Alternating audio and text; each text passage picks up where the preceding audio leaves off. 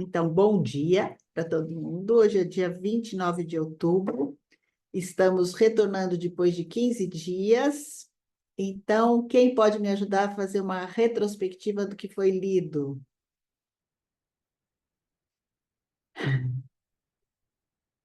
Bom, então, vou fazer uma bem simplesinha aqui. Ele fala, né? Ele está tentando explicar o motivo da escrita desse livro, né?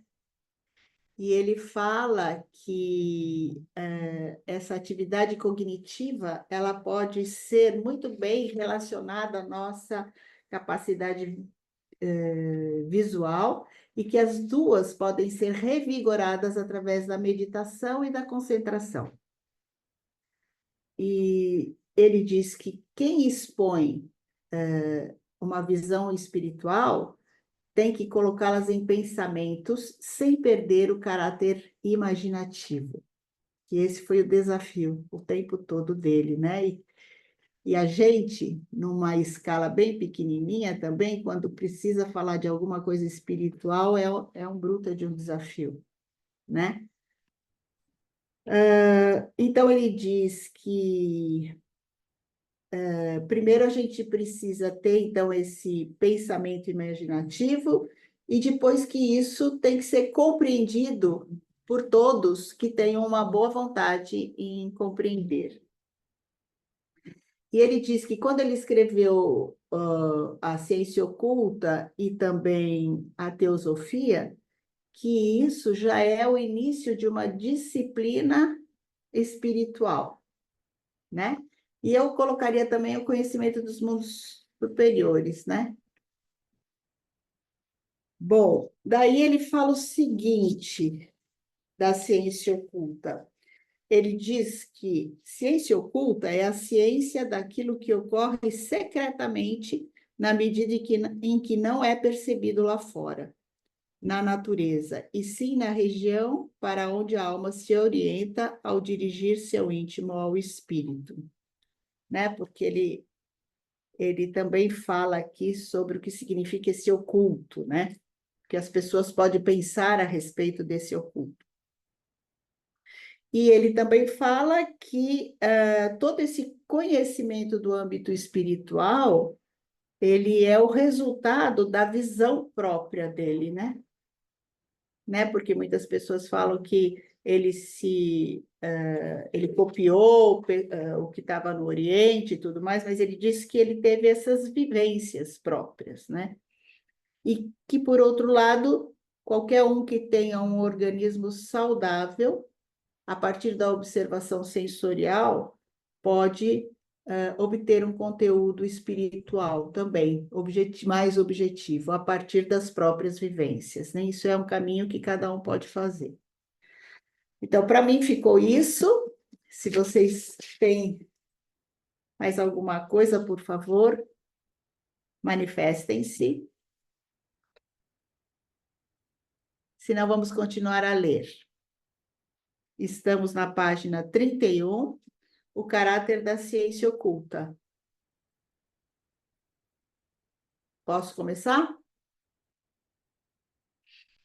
Uma antiga expressão, ciência oculta, é atribuída ao conteúdo desse livro. A denominação pode provocar nas pessoas de nossa época as mais contraditórias sensações. Para muitas, possui algo de repulsivo, suscita comentários irônicos, sorriso de compaixão e talvez desprezo.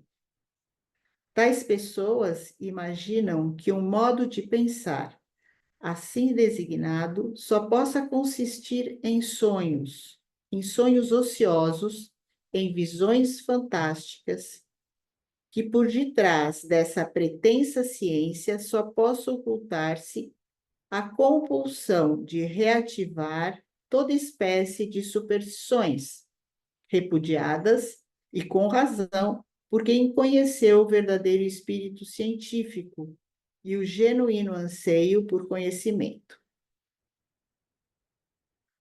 Sobre outras pessoas, a expressão atua como se o sentido implícito lhes devesse proporcionar algo impossível de ser alcançado por qualquer outro caminho, onde elas se sentem atraídas, segundo sua predisposição, por um profundo anseio interior de conhecimento ou pela curiosidade sublimada da alma. Entre tais opiniões, tão diametralmente opostas, existem todos os matizes possíveis de estados intermediários de repúdio condicional ou aceitação daquilo que esta ou aquela pessoa imagina ao ouvir a designação ciência oculta. É inegável que, para alguns, o termo ciência oculta possui uma sonoridade mágica, por parecer satisfazer sua fatal nostalgia em relação a um saber ignoto, misterioso, enfim, obscuro, impossível de adquirir por um caminho natural. Isso porque muitas pessoas não desejam satisfazer as aspirações mais profundas de sua alma por meio de algo que possa ser claramente conhecido. Sua convicção é a seguinte: além do que se pode conhecer no mundo, deve existir algo mais que se subtraia à cognição. De forma estranhamente paradoxal, da qual não se dão conta, elas recusam em seus mais profundos anseios de saber o que é conhecido, desejando apenas a validade de algo considerado incognoscível por meio da pesquisa aplicada à natureza. Quem fala de ciência oculta faz bem em considerar as interpretações errôneas causadas por tais defensores de uma ciência desse gênero, defensores que não aspiram a um saber, mas ao seu oposto. Essas explanações destinam-se a leitores que não se deixam despojar de sua imparcialidade pelo fato de, sob diversas circunstâncias, uma expressão provocar preconceitos. Não se trata aqui de um saber que, em qualquer sentido, se possa considerar secreto, acessível apenas a alguns por circunstâncias especiais do destino.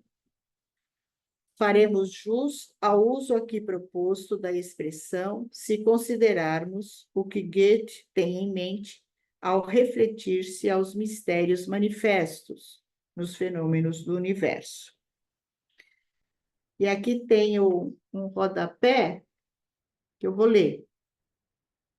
Existem tantos mistérios manifestos porque o sentimento dos mesmos surge na consciência de poucos, e estes, por temerem prejudicar a si próprios e a outros, não deixam um esclarecimento interior verbalizar-se.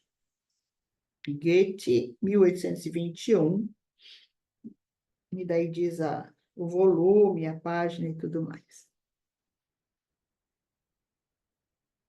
Continuo?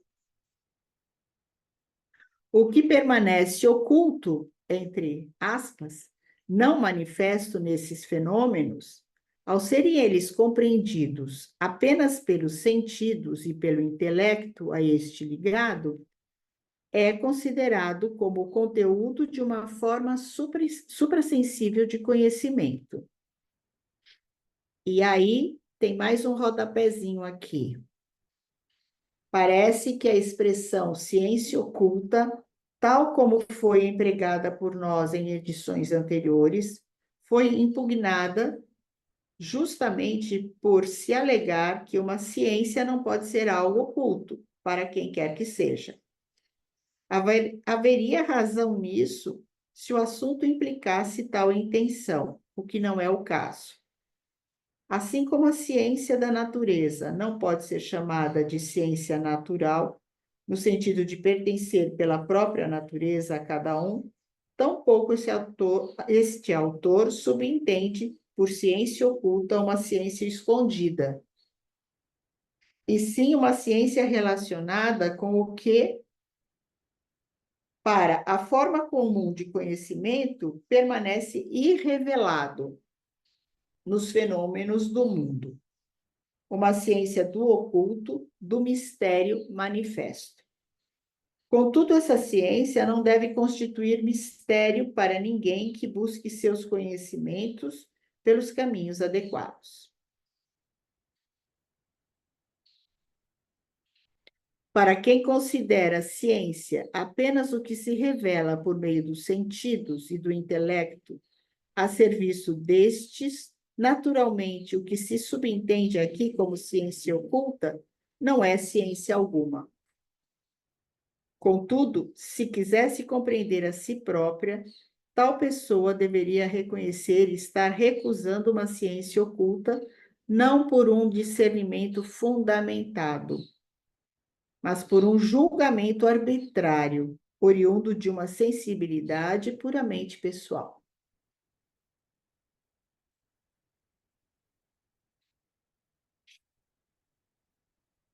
Para se Eu enxergar. tenho uma dúvida, pode ser agora ou é para depois? Não me lembro. Pode falar à vontade. Eu vou pôr meu Tá. fone. Vocês estão ouvindo muito barulho aqui atrás? Não. Não? Ah, então tá Não. bom. Uhum. Então, assim, ó, pelo que eu estou entendendo, né?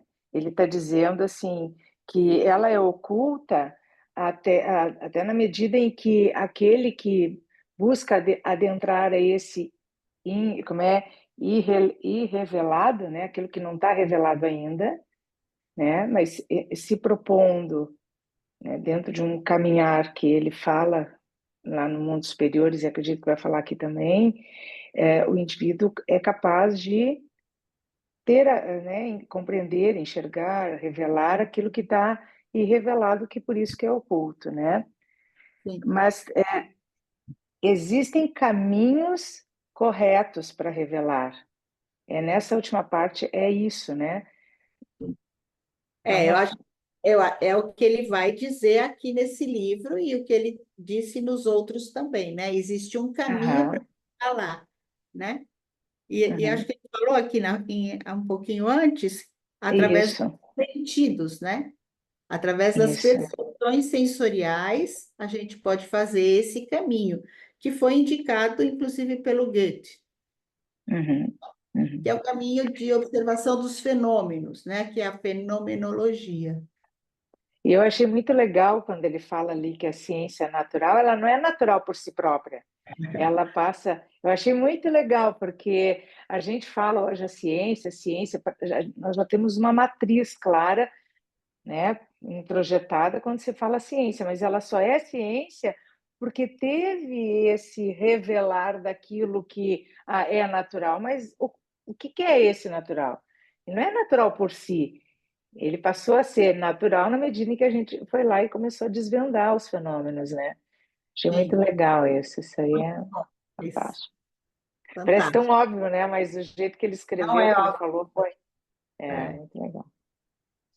mas esse caminho da observação, né? Sempre esse caminho da observação de si mesmo, né? E dos fenômenos da natureza, dos próprios fenômenos da vida, né? Continuamos? Para se enxergar isso, basta considerar como a ciência surge e que significado tem ela na vida humana. Estou aqui, né? Né, Cris? Estou aqui, né? O surgimento da ciência, segundo sua natureza, não é reconhecido nos objetos captados por ela. Então, o surgimento da ciência, segundo sua natureza, não é reconhecido nos objetos captados por ela. É reconhecido no tipo de atividade anímica humana que surge no esforço científico. O modo como a alma se comporta ao elaborar a ciência, eis o que deve ver. Quando se adquire o Eliana, hábito. mega confuso isso. Confuso? Ficou confuso para mim. Porque Então, não é na própria natureza, é o que é a nossa percepção, é isso? É a percepção de cada um. Hoje mesmo eu amanheci com essa imagem, né? Que muitas vezes uma imagem boba, mas assim, tem gente que vê só o copo vazio, mas tem gente que vê o copo cheio. Então, é a sua questão anímica. O que que é que você vê lá fora? Tem a ver com o anímico. Só que tem, então, mas daí tem os passos, né? Tem algo que, quando você olha o fato real, o cientista, por exemplo, é algo que todo mundo tem que ver, né? Que são os aspectos físicos da situação. Mas daí entra o aspecto anímico. Quais as correlações que você pode fazer a partir daquilo que você está vendo? E são passos de desenvolvimento dentro dessa observação, né? Então, o fato ocorre, mas é mediante essa nossa percepção anímica que a gente tem essa visão, dessa Sim, ciência oculta, que eu vou falar entre aspas aqui. sim, eu entendo que é assim. Para algumas pessoas, isso é uma coisa de louco, né? É uma coisa fantasmagórica, mística, Uhum, ilusória, não é comprovado, né? uhum, uhum. Mas aí não Oi, gera uma Eliane. percepção diferenciada, assim, eu tenho a visão do copo vazio, ou você tem a visão do copo cheio. Como é que fica isso nesse aprendizado? Porque tem uma vivência anterior de cada um, tem uma vivência anímica de cada um, é a experiência de cada um. Oi, Eliane, eu Né? gostaria de contribuir com uma questão, assim, ó. Dentro dos exercícios colaterais, eu acho que parte do que a colega está falando, que a Ana está trazendo, pode ter uma conexão com esse refinamento que nós vamos fazendo do nosso ser, como integrando, né? Porque a alma, enquanto a gente fica na alma, querendo pensar, sentir e agir, a gente está numa esfera, entre aspas, essa é a palavra minha, mais limitada. Mas Das quando a gente sensações. consegue, isso, mas quando a gente consegue, que é pegando o exemplo do copo, né? O primeiro exercício colateral, que é aquela questão de observar um objeto, na medida em que a gente vai aprofundando essa observação, é quase que como um afinar esse instrumento próprio. E quando tu olha o copo, tu não vê só o copo, tu vê para além do copo e é para além da água, porque a gente já treinou essa percepção de um fenômeno para além daquilo que as nossas, o simpatia, antipatia, que é a coisa mais do anímico, né? Fica. Então, me parece assim que ele está trazendo um pouco disso, que é o que a ciência, quando vai trabalhar, desvendar os fenômenos, por exemplo, da natureza, ela vai lá, destrincha, destrincha, destrincha, mas de uma forma mecanicista. Ela perde a riqueza que está por detrás, né, da vida em si, né? É só Sim, isso que eu queria contribuir, porque perfeito. Acho que é por aí Ângela, mesmo. obrigada, ajudou bastante. Agora que esse refinamento mesmo, muito obrigada. Muito obrigada. E é verdade, né? Quando você começa a fazer esses exercícios, as coisas começam a se descortinar de outra forma para a gente. É verdade. Senão você só vê o copo vazio. Ivan, você levantou a Olá, mão? levantei. Bom dia. Dia. A explicação da Ângela é perfeita e eu estava com uma frase na cabeça. Posso falar a frase? Claro, por favor. Há quem passe por uma floresta e veja apenas lenha para sua fogueira. Tolstói. Sim, muito bom, muito bom. Muito obrigada, hein? Então vamos continuar. Eu acho que eu vou começar lá. O surgimento da ciência, para quem tem o livro, o surgimento da ciência, segundo sua natureza, não é reconhecido nos objetos captados por ela. É reconhecido no tipo de atividade anímica humana que surge no esforço científico. O modo como a alma se comporta ao elaborar a ciência, eis o que se deve ver. Quando se adquire o hábito de só colocar em ação esse tipo de atividade, ao considerar as manifestações dos sentidos, facilmente se forma a opinião de que essa manifestação sensória é o essencial. Então, se deixa de ver que um certo comportamento da alma humana foi empregado apenas para a manifestação dos sentidos. No entanto, pode-se transcender essa autolimitação arbitrária e, abstraindo da aplicação específica, considerar as características da atividade científica. É isto o que se... Tem alguém querendo entrar aqui? É isto o que se subentende aqui ao se dizer que o conhecimento de um conteúdo não sensório do mundo é científico. A inteligência humana quer estar tão ativa junto a esse conteúdo do mundo quanto o é no caso dos conteúdos científico-naturais desse mesmo mundo.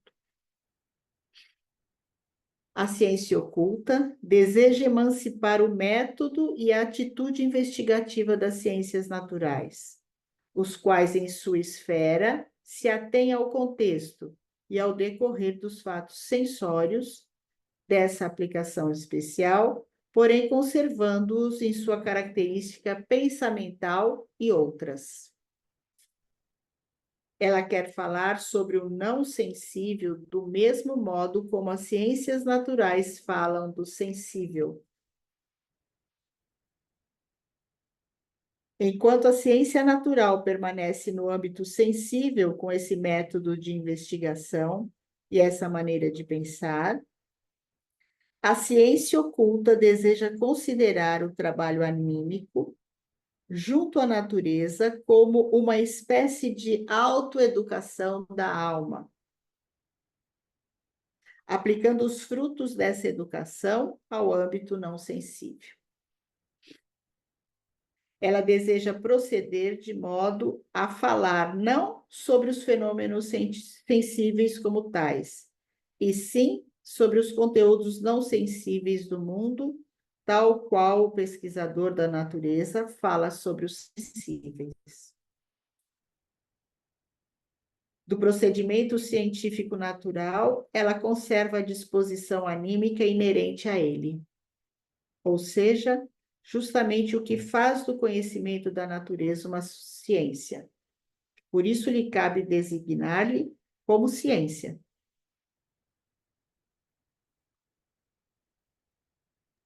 É muito legal essa coisa, né, de trazer esta vontade, né, essa disposição anímica que a ciência que nós conhecemos tem para desvendar, essa disposição termos para o oculto, mas não com o mesmo método, né? Não, isso eu achei muito bacana, porque por que a ciência natural se desenvolveu tanto, né? Se desenvolveu, embora só considerando o sensível que é visto, que é, né? Enfim, tudo aquilo que é do sensível para o mundo que está dado aqui, materialista, né?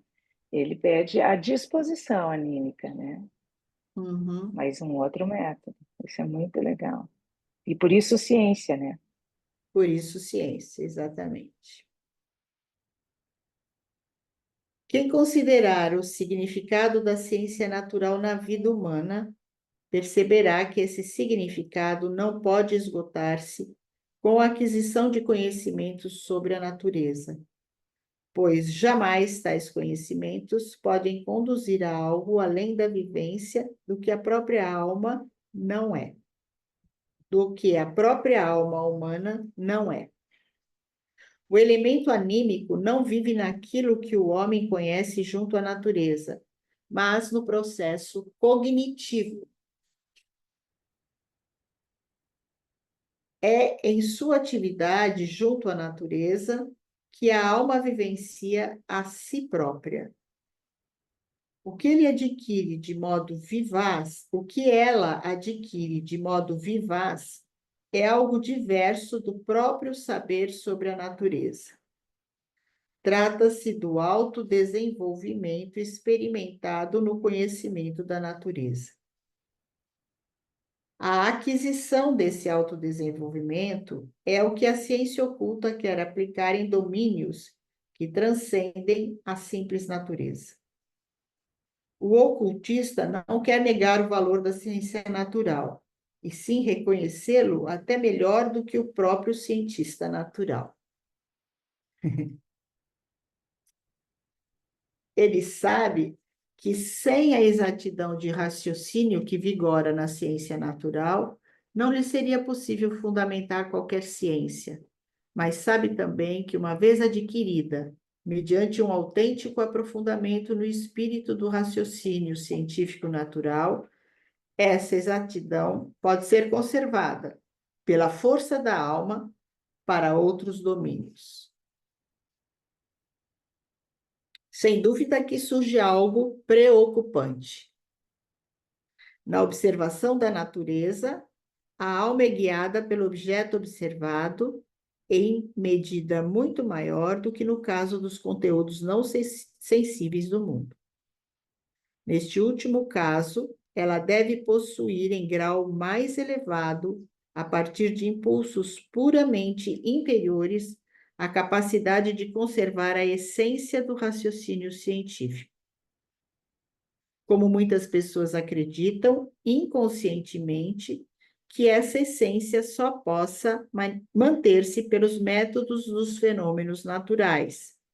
Sentem-se inclinadas a decidir mediante uma declaração dogmática que, tão logo esse método seja abandonado, a alma tateará no vácuo com seus procedimentos científicos. Tais pessoas não se conscientizaram da peculiaridade desse procedimento.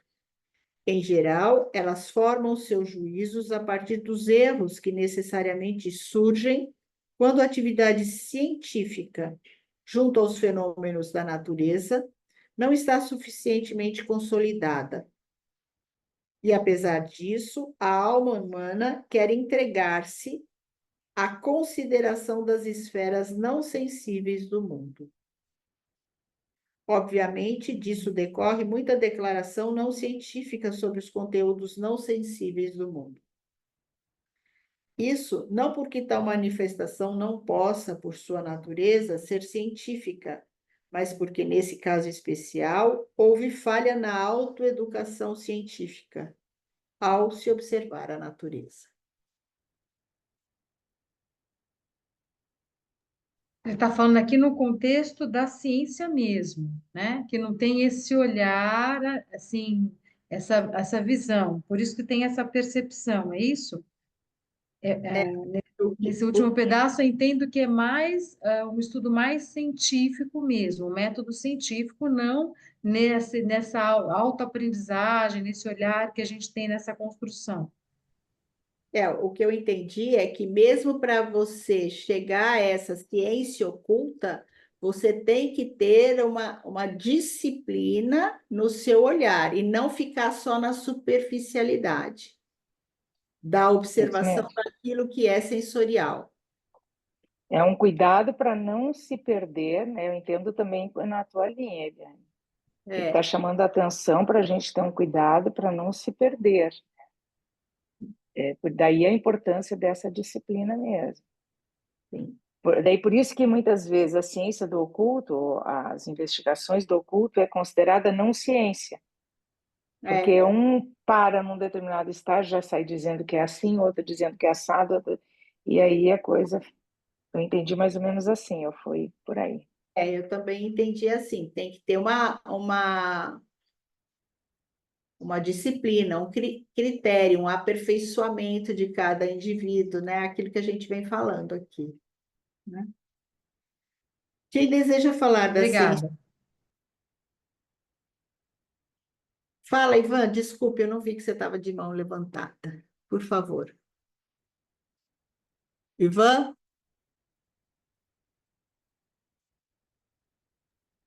Acho que não, acho que ele... Não fui eu, não. Ah, tá bom. Quem deseja falar de ciência oculta deve, na verdade, em relação ao que acaba de ser dito, ter um sentido atento para todo tipo de fogo-fato que surge ao se estipular sem convicção científica algo sobre os mistérios manifestos do mundo. Contudo, não seria de proveito algum referir-nos precisamente aqui, no início de exposições ligadas à ciência oculta, a todos os possíveis erros que levam pessoas preconceituosas a desdenhar qualquer pesquisa nesse sentido, simplesmente por concluírem, ante a existência de tantos erros efetivos, que não se justifica todo o esforço.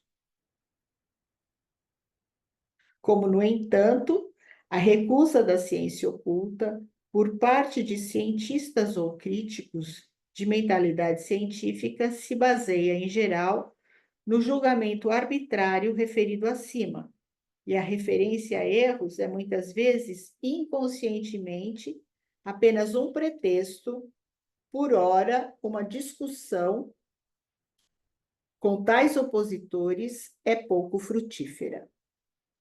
Na verdade, nada os impede de levantar a objeção, certamente justificada, de que, a priori, é impossível determinar se quem considera o outro equivocado realmente possui o sólido fundamento descrito acima. Por isso, o estudioso da ciência oculta só pode apresentar o que acredita estar autorizado a dizer.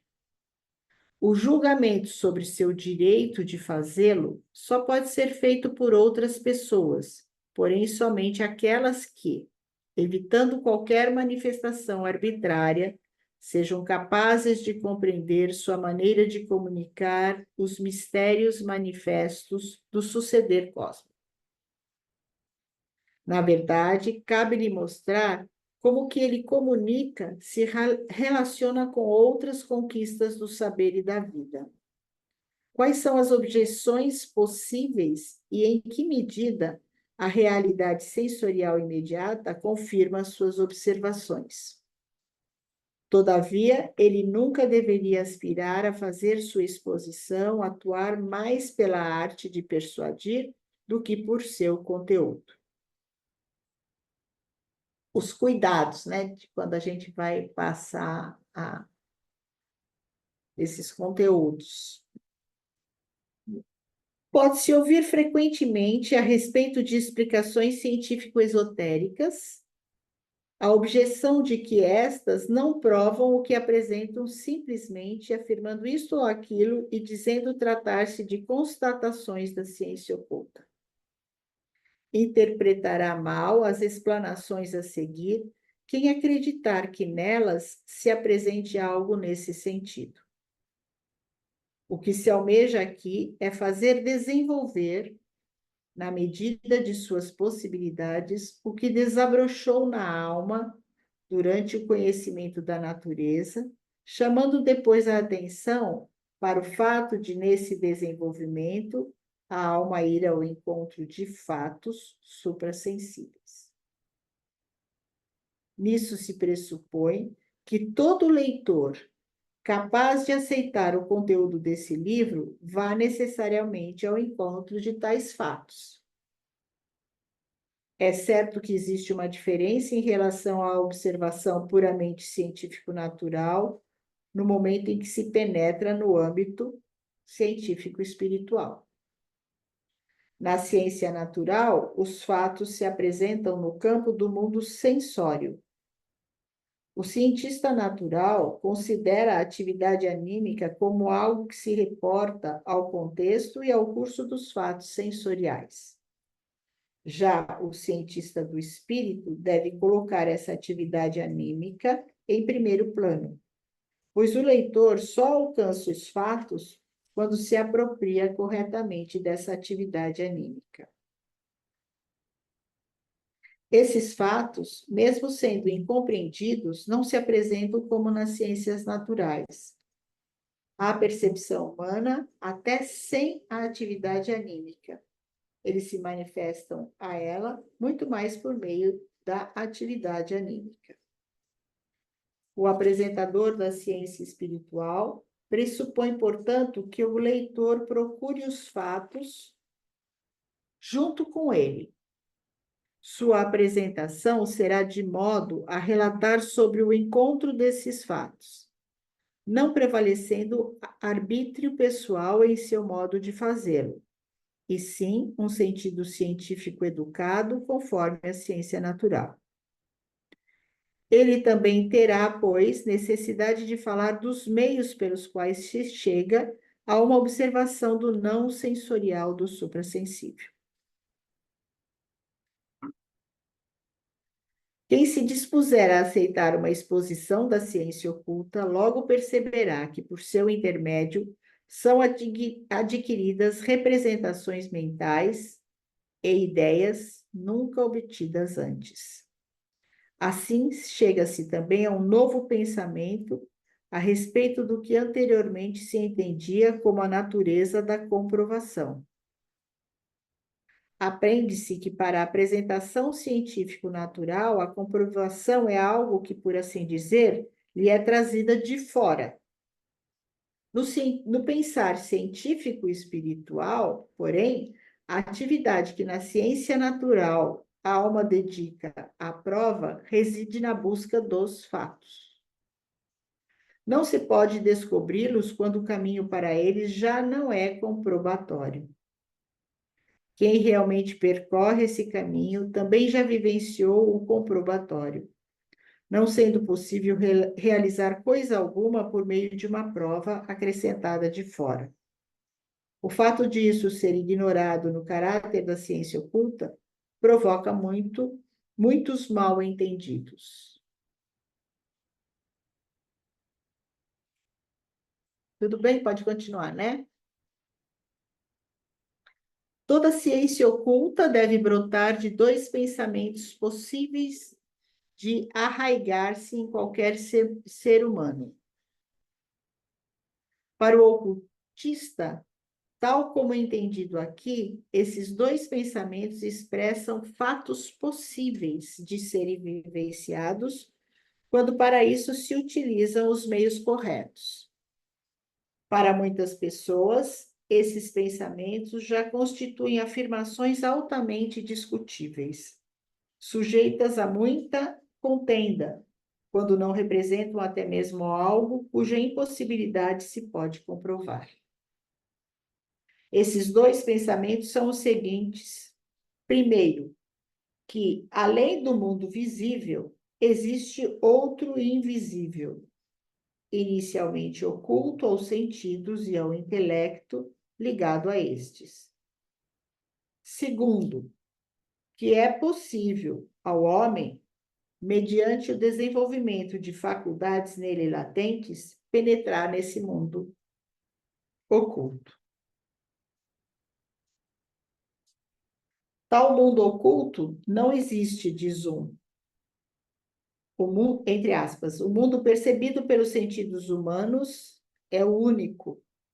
Seus enigmas poderiam ser solucionados a partir dele próprio. Embora atualmente o homem ainda esteja longe de poder responder a todas as questões da existência, logo chegará a época em que a experiência dos sentidos e a ciência, nela apoiada, poderão dar as respostas.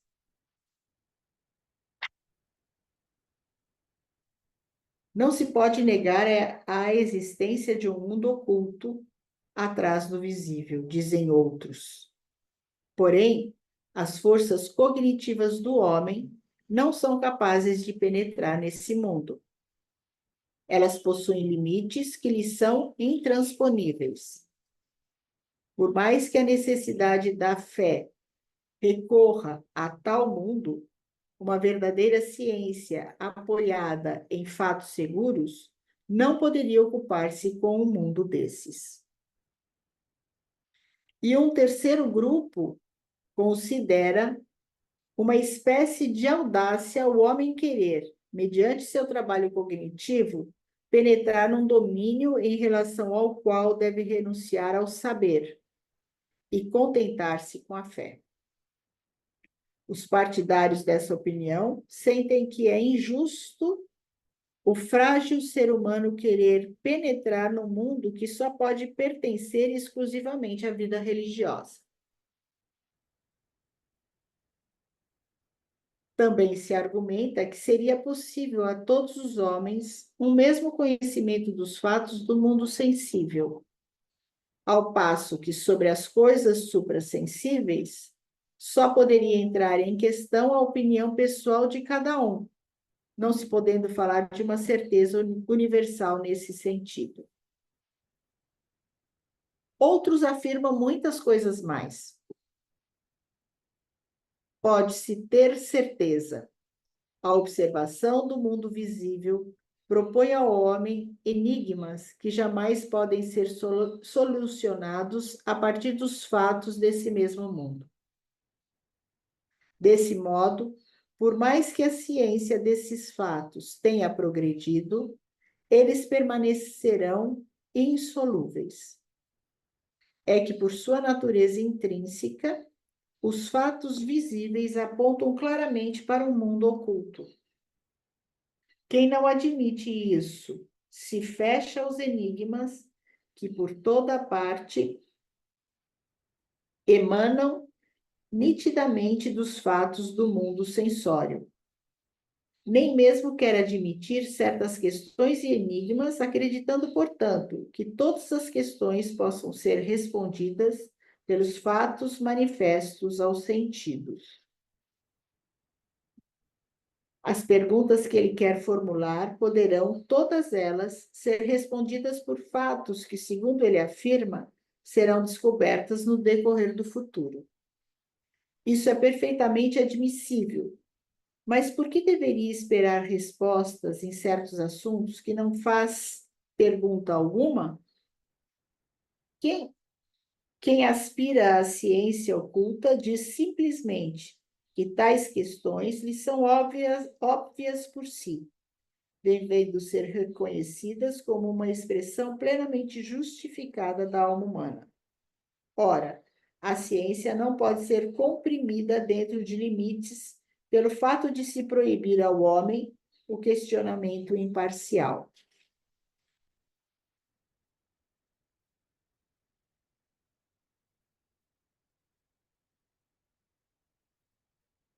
Paramos aqui? Acho que tem muita coisa, né? Em que página nós paramos, Eliane, por favor? Na página 37. Vamos começar a 38, no meu livro. Vou interromper a gravação.